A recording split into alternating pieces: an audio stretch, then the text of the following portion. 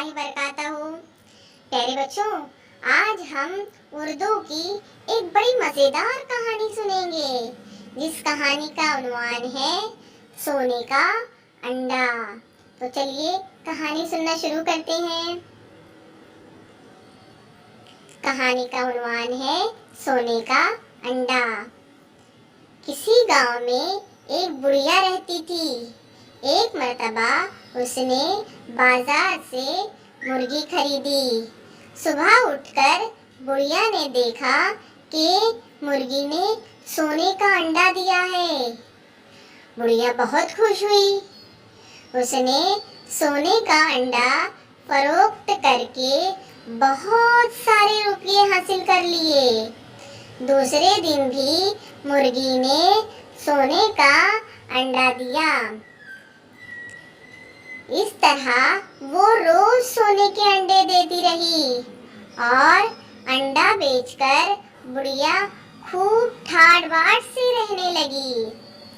उसने जब बहुत सारी दौलत जमा कर ली तो एक महल बनाने का ख्वाब देखा और सोचा कि मुर्गी के पेट में बहुत सारे अंडे होंगे।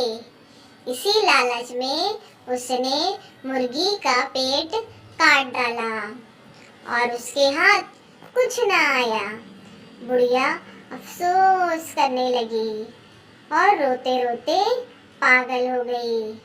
तो प्यारे बच्चों, इस कहानी से हमें ये नतीजा हासिल होता है कि लालच बुरी बला है। हमें जितना मिले उतने में ही हमें खुश रहना चाहिए।